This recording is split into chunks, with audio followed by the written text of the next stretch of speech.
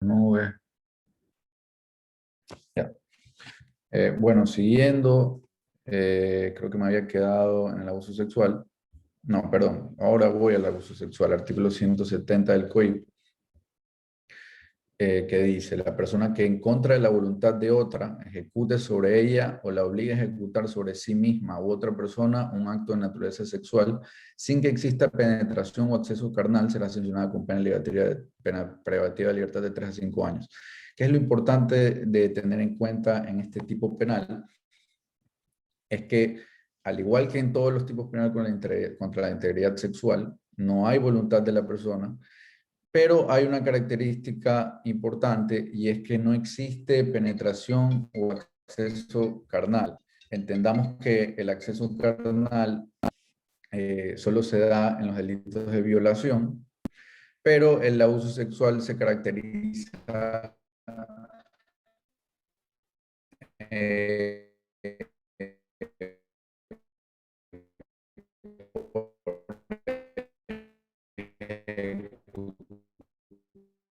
sobre una persona, ya sea un hombre o una mujer, un acto de naturaleza sexual, ya sea tocarla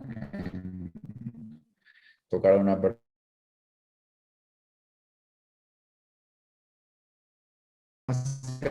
menor de 14 años de edad, el significado si la víctima como consecuencia de la infracción sufre una lesión física o daño psicológico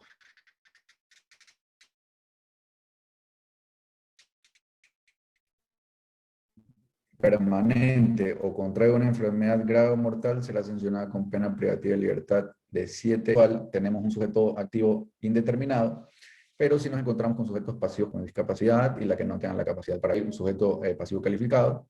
Y bueno, la conducta reprochable en este delito sería claramente, como los verbos rectores le indiquen, ejecutar sobre la persona o obligar a ejecutar sobre sí misma o sobre otra persona. Esto también es importante tenerlo en cuenta. No solamente el sujeto activo tiene que tocar a la otra persona o ejecutar actos de naturaleza sexual sin penetración, sino que también puede obligar a que la víctima se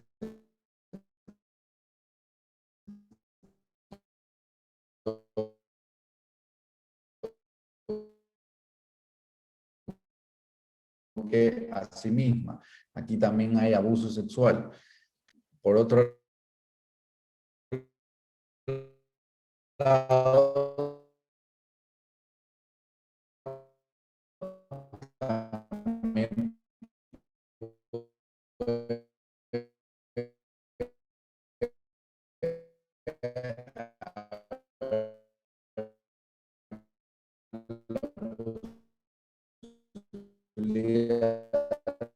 de que el agresor obligue a naturaleza sexual con una tercera persona. También existe abuso sexual en estos casos.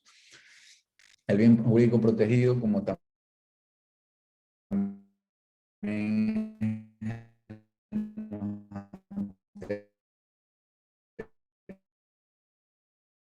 libros que acabamos de revisar, es la libertad sexual, ya que este poder de decisión que tiene cada persona.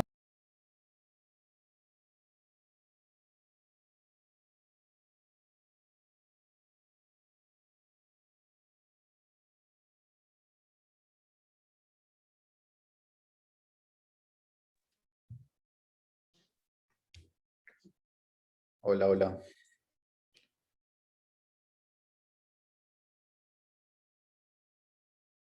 Bueno, voy a continuar sin la cámara porque mi conexión está un poco mala, no entiendo por qué, pero bueno. Eh, Continuando. El siguiente delito es la violación. La violación contra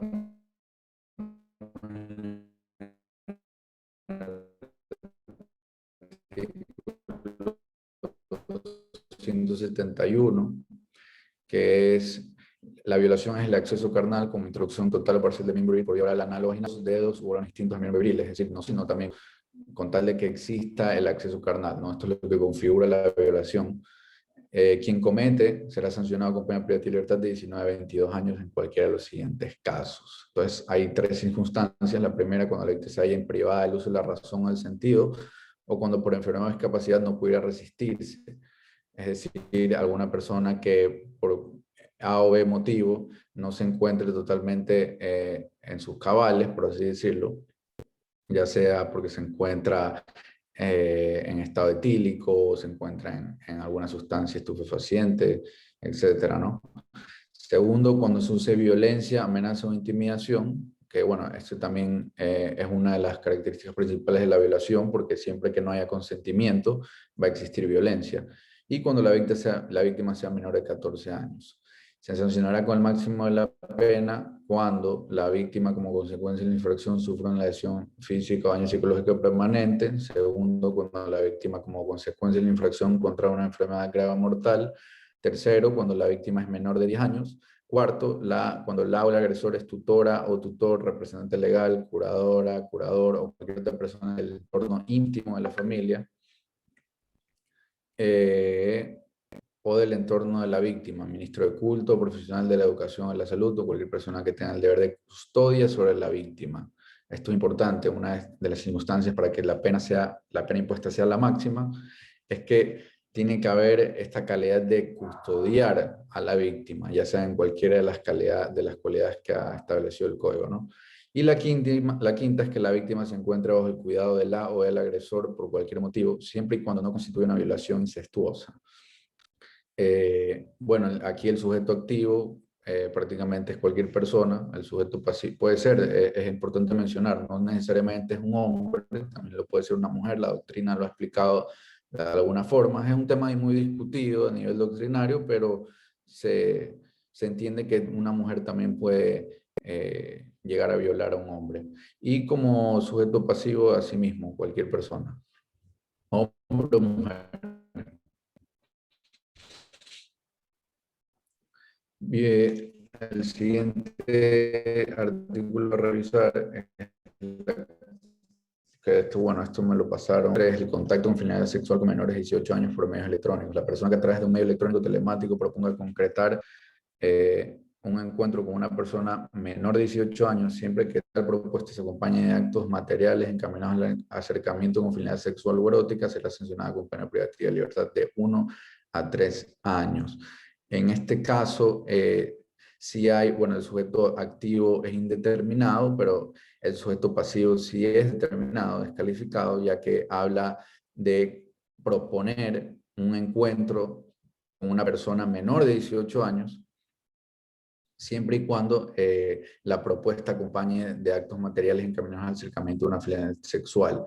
Es decir, que por medios electrónicos, ya sea por una red social, correo electrónico,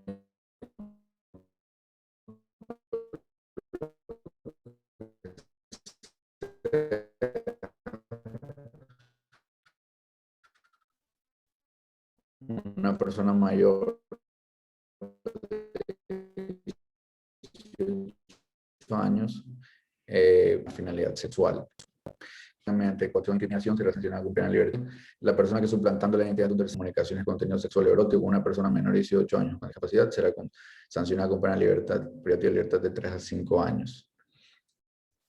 El siguiente, el artículo 174, que es la oferta de servicios sexuales con menores de 18 años por medios electrónicos, muy parecido al artículo anterior. Encontramos un sujeto activo indeterminado y un sujeto pasivo calificado, que en este caso sería la persona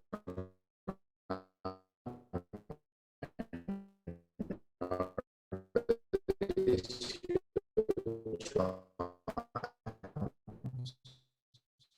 dice la persona será sancionada con pena privativa de libertad de 7 a 10 años. La conducta reprochable en este delito sería entonces lo que dicen los breves rectores de utilizar o facilitar el correo electrónico, chat o cualquier otro tipo o cualquier otro tipo de medio electrónico, ¿no? Bueno, continuando, eso es lo que revisamos en los delitos contra la integridad sexual. Nos vamos contra los delitos contra el derecho a la igualdad. Cuando nos referimos a los delitos contra el derecho a la igualdad, tenemos únicamente dos que los clasifica el Código Orgánico Integral Penal. El primero es la discriminación, que dice la persona que, salvo en los casos previstos como políticas de acción afirmativa, propague y practique o incite a toda distinción, restricción, exclusión o preferencia en razón de nacionalidad, etnia, lugar de nacimiento, edad, sexo, identidad de género, orientación sexual, identidad cultural, estado civil, idioma, religión, ideología, condición socioeconómica, condición migratoria, discapacidad o estado de salud con el objetivo de anular o menoscabar el reconocimiento, goce o ejercicio de los derechos en condiciones de igualdad, será sancionada con pena privativa de libertad de 1 a 3 años. Aquí hay una particularidad importante que es necesario que la entiendan. Y es cuando al principio del artículo dice la persona que, salvo en los casos previstos como políticas de acción afirmativa. ¿Qué significa que salvo los casos previstos como políticas de acción afirmativa? Es decir, cuando existe un tipo de discriminación, pero que esa discriminación va a ser beneficiosa para aquel grupo al cual se está refiriendo con este tipo de discriminación. Es decir, pongo un ejemplo, es como que yo en un trabajo le diga a un trabajador, yo como empleador, le diga, bueno, todos los trabajadores indígenas de la empresa recibirán, por su calidad de indígenas, recibirán un aumento en su sueldo. Eso es una política de acción afirmativa, es decir, una política beneficiosa. Entonces, es una política que el artículo de discriminación ha determinado como un caso excepcional, es decir, en tales casos donde obviamente se puede presenciar cierto tipo de discriminación, pero esa discriminación es beneficiosa, no habrá conducta penalmente relevante, ¿no? Adicionalmente, si la infracción puntualizada en este artículo es ordenada o ejecutada por los servidores públicos, será sancionada con pena privativa de libertad de 3 a 5 años, como un agravante. Luego están los actos de odio, la persona que cometa actos de violencia física o psicológica de odio contra una o más personas, las personas de su nacionalidad, etnia, lugar de nacimiento, edad, sexo, identidad de género, orientación sexual, identidad cultural, estado civil, idioma, religión, ideología, condición socioeconómica, condición migratoria, discapacidad, estado de salud o portar VIH, será sancionado con pena privativa de libertad de 1 a 3 años. Aquí tenemos sujeto activo indeterminado, sujeto pasivo. Bueno, hay un sujeto pasivo de cierta forma calificado, ya depende de su nacionalidad, etnia, su edad, sexo, depende del por qué se está profiriendo actos de odio contra esta persona. Y bueno, la conducta reprochable y que nace del verbo rector es aquel de cometer actos de violencia, ya sean físicas o psicológicas, que emanen odio. Adicionalmente, si estos actos de violencia provocan heridas, se sancionará a tales sujetos activos con las penas privativas de libertad previstas en delitos de lesiones agravadas en 1/3. Y si producen la muerte, eh, se sancionará con pena privativa de 22 a 26 años, tal como si fuera un asesinato. Bueno, tenemos los delitos contra el derecho a la intimidad, que es una violación a la intimidad. Esto está en el artículo 178. Claro, los delitos contra el derecho a la intimidad claramente son derechos que violan esta parte privada del ser humano. Y el artículo 168 dice: la persona que, sin contar con el consentimiento o la autorización legal, acceda, intercepte, examine, retenga, grabe, reproduzca, difunde o publique datos personales, los mensajes de datos, voz, audio y video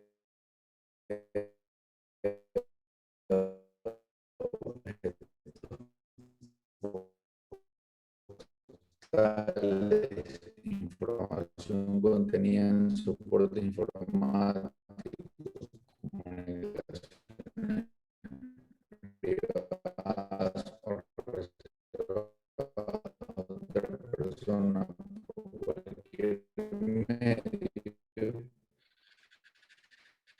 será sancionado con pena de de libertad de 1 a 3 años. El consentimiento o autorización legal para usar estos datos personales de la persona perjudicada. Y aquí hay estas normas para la persona que divulgue grabaciones de audio y video con lo previsto en la ley. Es decir, que si uno la pretende usar como prueba en un proceso, ya sea penal, civil, administrativo, etc., el mismo será admisible toda vez que yo fui parte de la conversación, por lo tanto no me violentaron mi intimidad un tercero grabando una conversación en la cual él no estuvo presente. Esto claramente tiene concordancia con el artículo 470 del Código Orgánico Integral Penal, que también menciona diferentes restricciones que tienen las personas de acuerdo a difundir información personal de terceros. Y es que las comunicaciones personales, dice, no podrán grabar o registrar cualquier medio de comunicaciones personales de terceros sin que ellos hayan conocido o utilizado dicha grabación o registro. Es prácticamente lo que les acabo de leer en el artículo anterior, tiene mucha concordancia. Y adicionalmente, como les venía explicando, la información que tenía ilegalmente carece de todo valor jurídico. Como les digo, si intentan alguna vez aportar una prueba, un proceso, que ha sido obtenida de tal forma que no fuiste partícipe de esa conversación, entonces va a carecer de todo el jurídico y por lo tanto va a ser inadmitida al proceso. Como siguiente tenemos la revelación de secreto. Esto está en el artículo 179 y se refiere básicamente a la revelación de un secreto en calidad de, ya sea de un profesional, ya sea de una persona que en razón de su estado o el oficio que emplea, está en la custodia, secretos, que si se divulgan van a causar un daño a otra persona, y si lo revelan también. Estas personas serán sancionadas con pena de privativa de libertad de 6 meses a 1 año. Aquí claramente podemos encontrar un sujeto activo determinado, pero en tal punto que vamos a tener que diferenciar si es que qué tipo de empleo, qué tipo de profesión o qué tipo de arte ejercen y qué secretos están a su custodia y que han revelado. Ahora, el sujeto pasivo en este delito puede ser cualquier persona a la cual le afecta la divulgación de este secreto.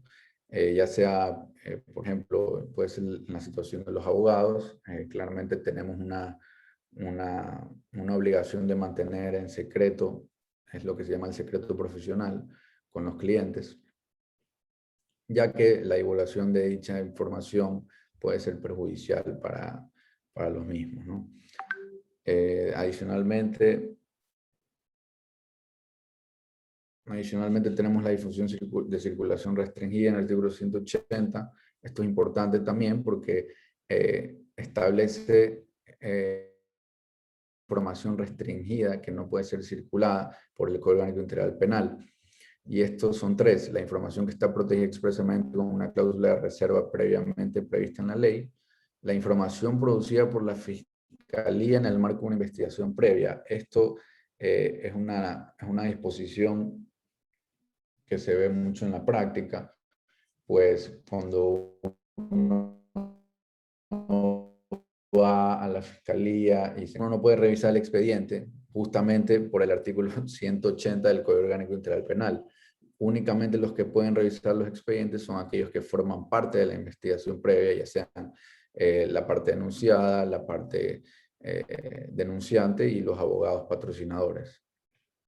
Uno no puede ir como va a la Florida o como va a la corte, pedir un proceso y revisarlo. En la investigación previa se entiende que la información es restringida.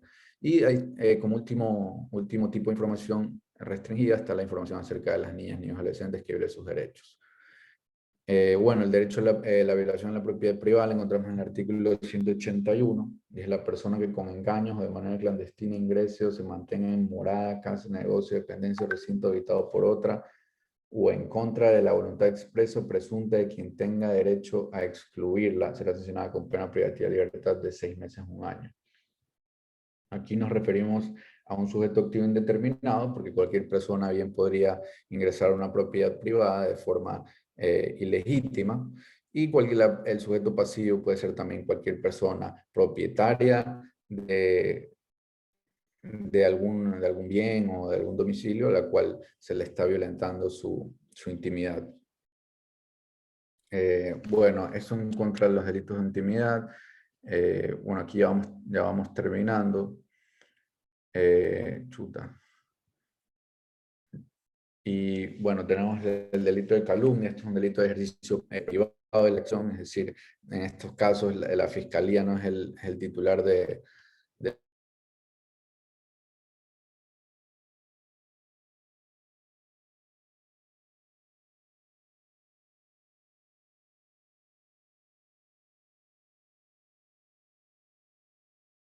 imputación de un delito en contra de otro, será sancionado con pena a 2 años. No constituye calumnia los pronunciamientos vertidos ante autoridades de juicios tribunales con la imputación se hubieran hecho en razón de defensa de la causa. Bueno, aquí es importante porque aquí el bien jurídico protegido es el honor, y el honor es el estado que suele ir acompañado de esta estimación que implica aceptación personal y construcción social del medio en que uno se encuentra. Es una cualidad moral vinculada al deber y a la virtud, al mérito, al heroísmo también, que trasciende en el ámbito familiar y la conducta de la sociedad. La calumnia es una fase de imputación de un delito a una persona, a sabiendas que esto no existe y de que el imputado no cometió este delito, ¿no? El hecho debe ser, cuando se comete calumnia, debe ser concreto, indicando el lugar, hora en que supuestamente se consumó el delito, ¿no? Adicionalmente, señala algo muy interesante, y es que no será responsable de calumnias quien probare la veracidad de las imputaciones. Sin embargo, en ningún caso se admitirá pruebas sobre la imputación de un delito que hubiera sido objeto de una sentencia ratificatoria de la inocencia del procesado, de sobreseimiento o archivo. ¿Qué quiere decir con esto? Que si bien es cierto, el artículo excluye de la responsabilidad en el caso que la persona que profiere o que expresa que otra persona ha cometido un presunto delito pueda probarlo. En este caso hay una exclusión a esta regla, y es que no se admitirá pruebas sobre la imputación de un supuesto delito si es que ese supuesto delito por el cual se está calumniando una persona ya ha sido objeto de una sentencia ratificatoria, es decir, ya se ha tratado y ya se ha sustanciado un proceso, ya se ha llegado a una sentencia ejecutoriada, o ya sea que se dictó sobreseimiento en una audiencia preparatoria de juicio, o se dispuso el archivo de la causa, que pudo haber sido solicitada por un fiscal y el juez lo ratifica, ¿no?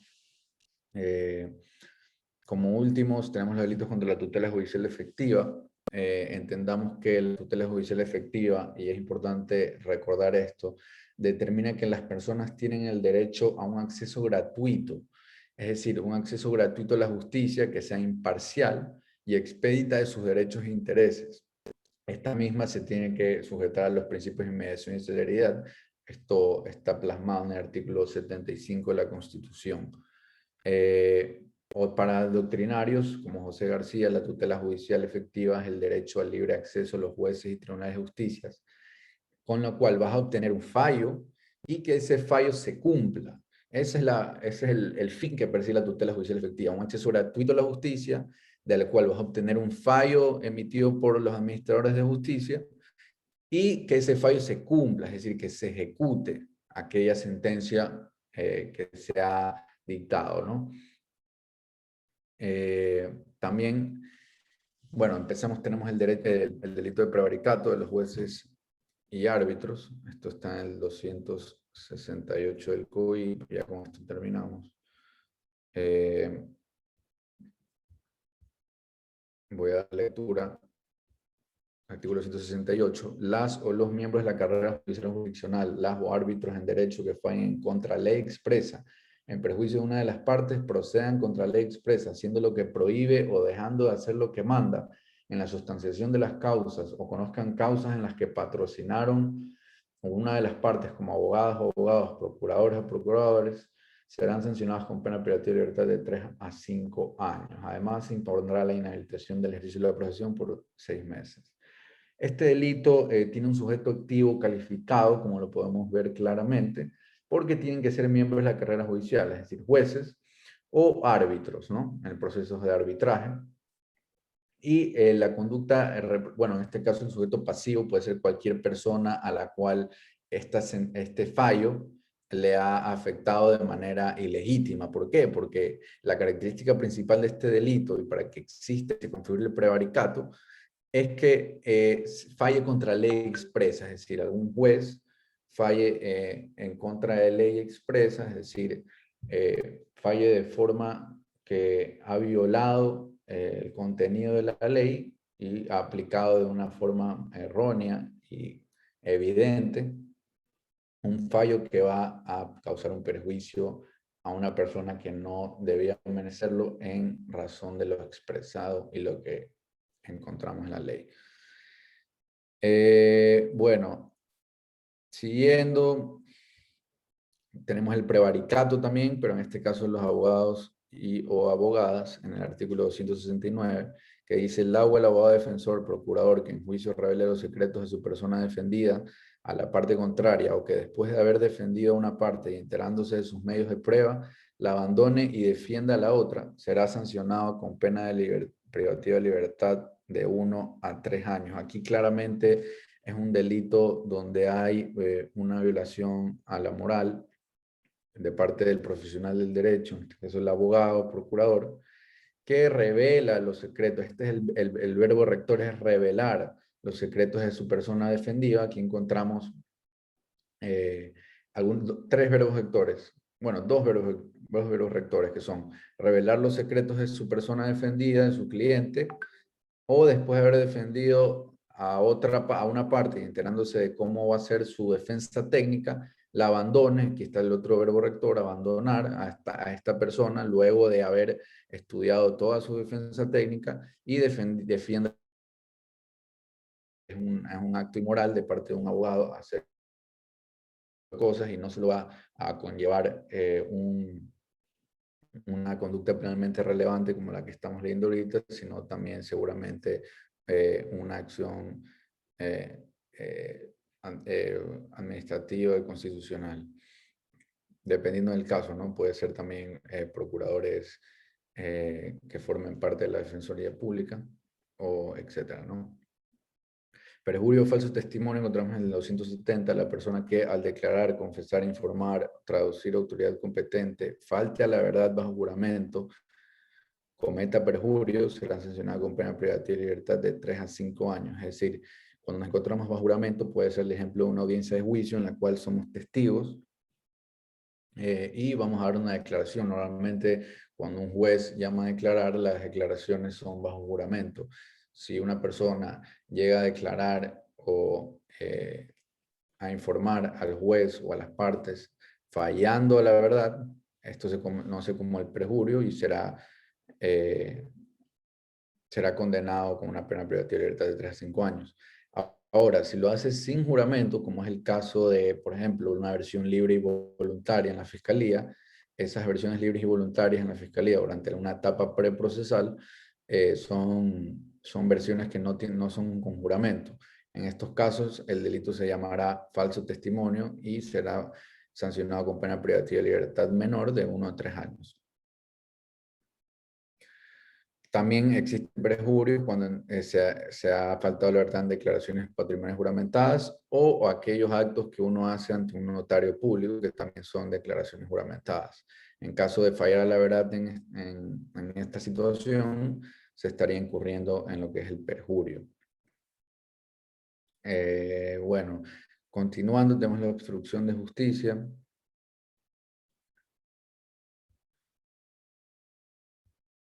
Bueno, no veo la obstrucción de justicia aquí, creo que ya fue derogada. Pero bueno, vamos a seguir en todo caso. la acusación o denuncia maliciosa está en el 271. La persona que proponga una denuncia o acusación particular cuyos hechos no han sido probados, siempre que la acusación o denuncia sea declarada judicialmente como maliciosa, será sancionada con pena privativa de libertad de 6 meses a 1 año. ¿A qué se refiere con maliciosa? Es decir, que se haya propuesto una denuncia que no tenía razón de ser, es decir, nunca se supo probar y se entiende que fue una denuncia puesta por capricho, así lo ha denominado también la doctrina. Y hay que tener en cuenta que aquí aplica lo que es la prejudicialidad. Para los que no saben, la prejudicialidad es que se tienen que llevar a cabo todos los procesos que no sean de materia penal, es decir, civiles, administrativos, tributarios, ya que el derecho penal, como muchos sabrán, es de última ratio.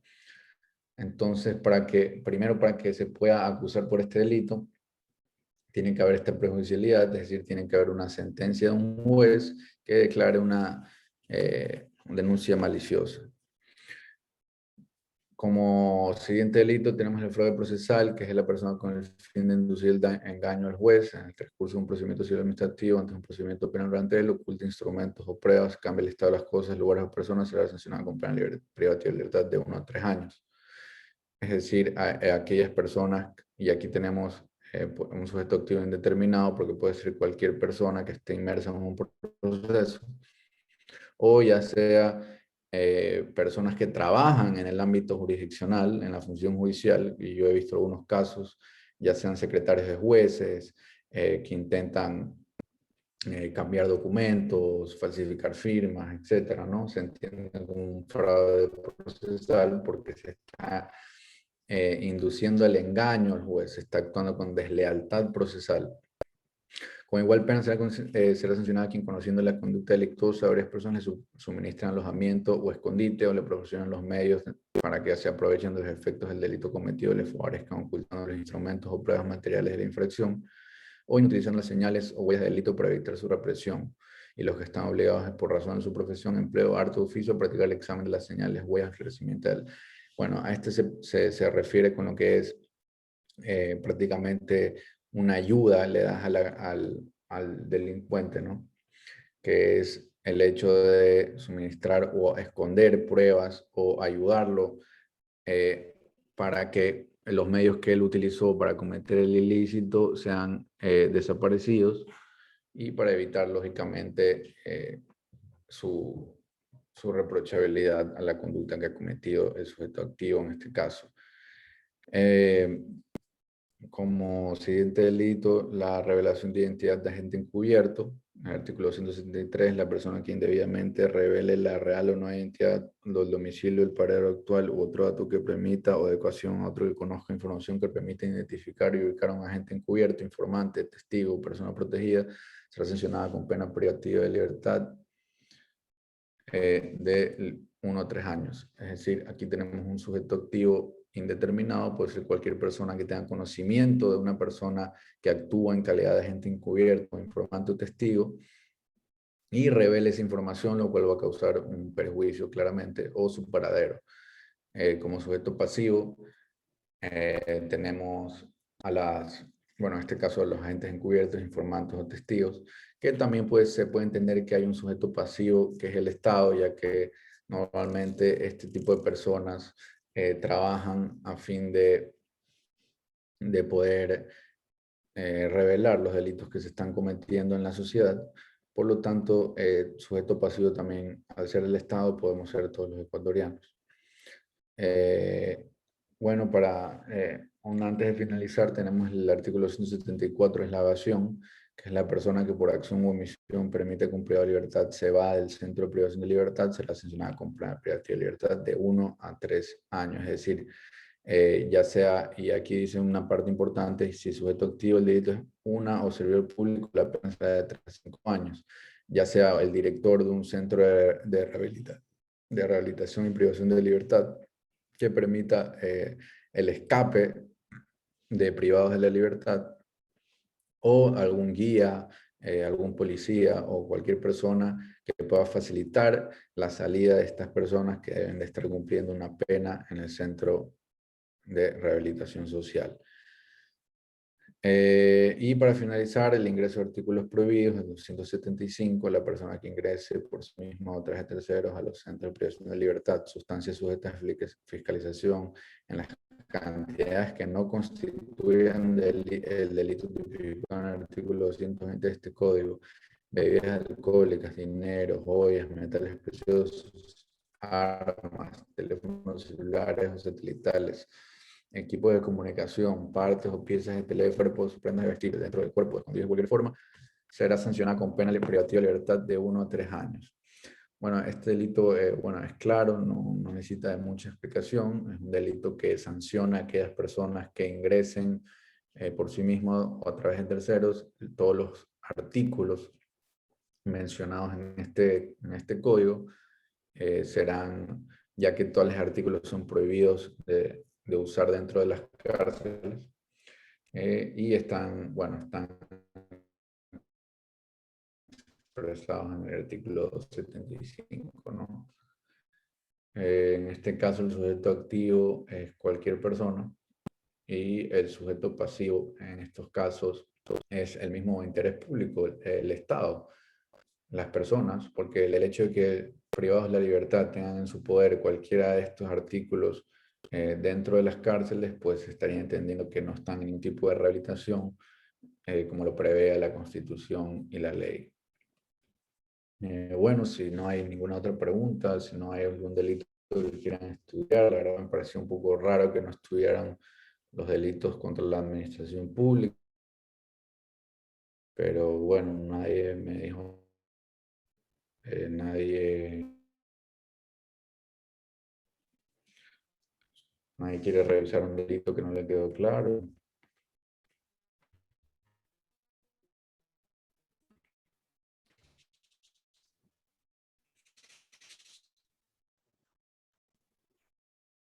No.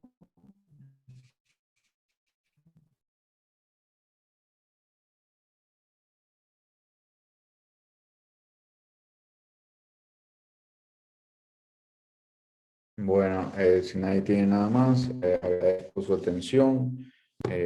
La verdad ha sido un gusto haber dado esta ayudantía. Cualquier duda que tengan pueden escribirme a mi número de teléfono que ha sido publicado en la página de Instagram de Lex 81.